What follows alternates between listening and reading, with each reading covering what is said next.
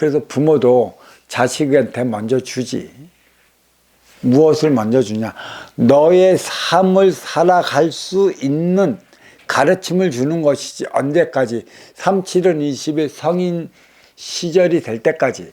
어린 육생 시절은 나를 위해 살아갈 수밖에 없는 거고, 3, 7은 20일 이후에는 성인 시절이라 그때는 너를 위해 살아가는 시절이는 만큼 음양합의, 남녀가 만나 가정을 이끌어 에너지 충전소를 꾸려놓은 다음에 행해 현장 사회로 진출할 때서만이 본인이 원하는 삶을 살아갈 수 있는 것이야. 결국 천지도 인간의 삶을 살아가고 스스로의 업을 살 수 있도록 치기라는 활동주체 밝은 우주에 삼라만상을 깔아놓고, 삼라만상을 깔아놓은 만큼의 내 앞에 온 너로 인해 내가 저기 천상에서 업을 져왔기 때문에 그 업은 내 앞에 온 너를 통해 내 스스로 사회에 나가야 함에 따라 인연은 그로 인해 맺어지는 것이지. 언제까지 부모 자식 간에 인연이 맺어질까?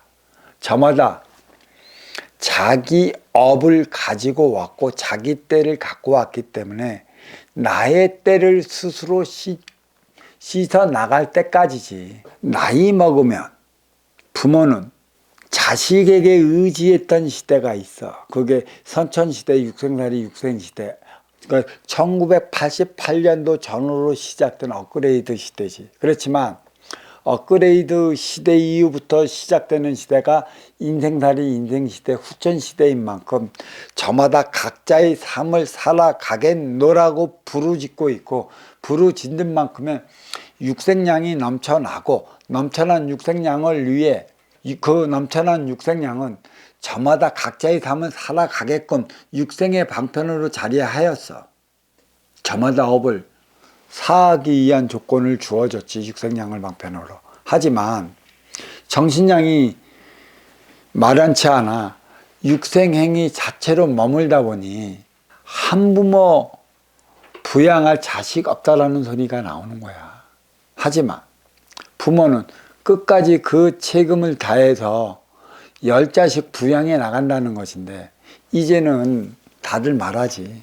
나이 먹어서 자식에게 돈 주지 말라고. 왜? 부양하지 못할 자식이기 때문에.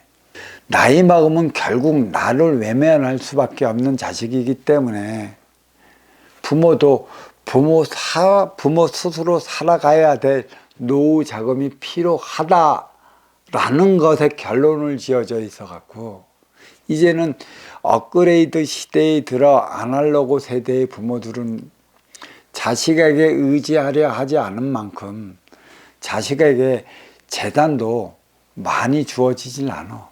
언제까지 재단을 주느냐? 3, 7은 20일 성인으로 성장할 때까지 가르치는데 온 힘을 쏟는 것이지. 그 가르침은 어디에 있느냐?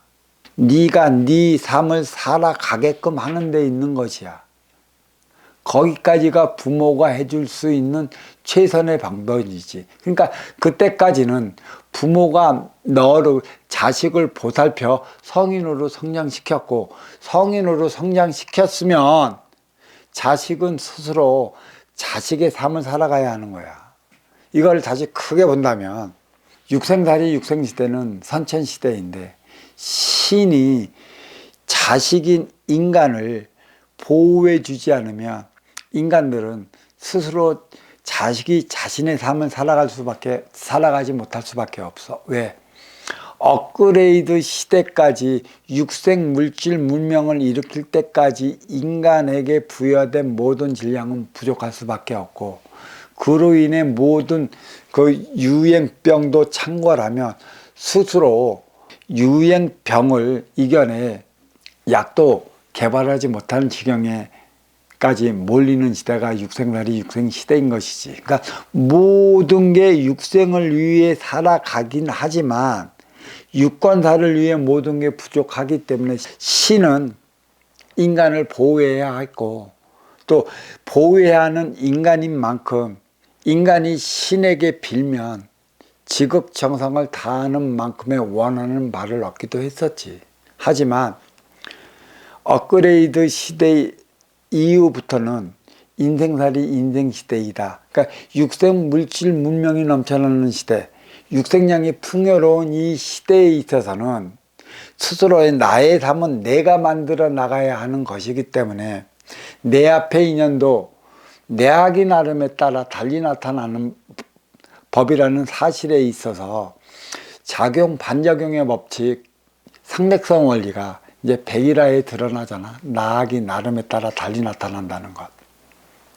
그로 인해 내 스스로 내 삶은 내가 만들어 나가야 하는 시대이기 때문에 가족은 핵가족이 됐고 직장은 인구수만큼이나 많이 창출이 됐지.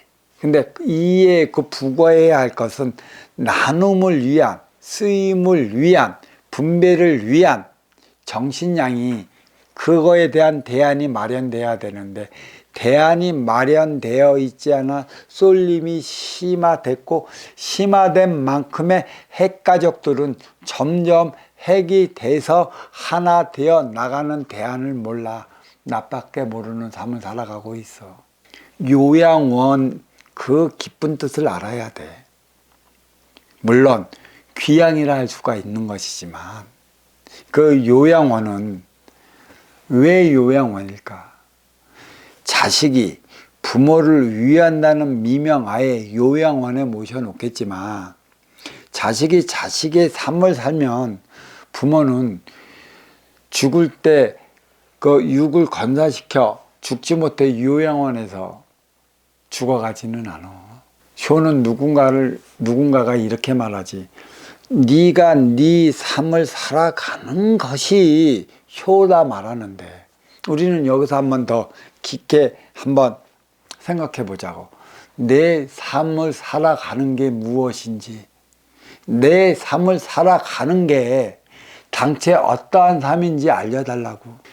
지구에 인간의 수가 76억 명이야. 엄청나지.